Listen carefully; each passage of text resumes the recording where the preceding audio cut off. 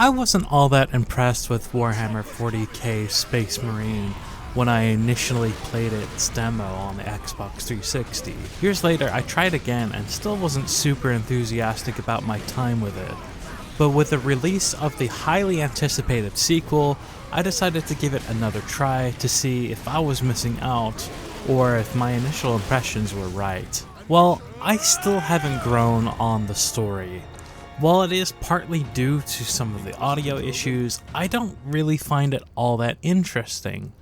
I think that its more generic plot may be employed so that you can more adequately integrate yourself into the role of a Space Marine, almost as a counterbalance to not having a silent protagonist. But I'm sure 40k lore experts will be able to geek out over the significances of the events that take place in this game and how they affect the greater universe. But great storytelling can gel with other materials in that way while still containing a great self-contained story that's enjoyable outside of the greater context.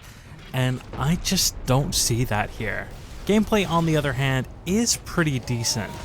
While I think that the melee combos could be expanded a little bit more, the game does do a good job of making you feel like a tank on feet, while still forcing you to stay in the midst of the fray.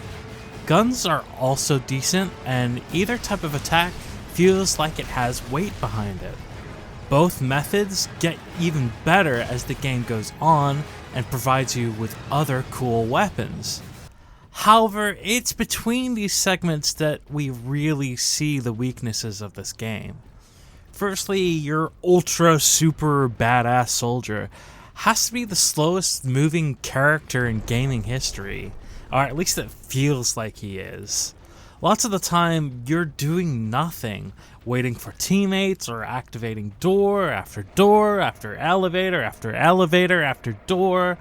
It really kills the pacing for seemingly no reason, and then you basically start from zero with your weapons in the very next chapter, and it gets a bit repetitive. Visually, I think that Space Marine has aged reasonably well. I think I have made comments on how jagged some of the meshes are, but it does conveniently work with the in-universe art style. I think there are times where their environments don't look the best, but at other times, I think the characters, for the most part, and some of the lighting looks end-of-life 7th generation, as opposed to this game's mid-7th generation release. The voice acting and sound design are also pretty solid. I really enjoyed the soundtrack when I actively began paying attention to it, but the biggest hindrance here is the positional audio, which makes it difficult to hear companions at certain times, at certain distances, to a fairly unrealistic degree. Unfortunately, Warhammer 40k Space Marine does fall into the typical 7th generation levels of accessibility.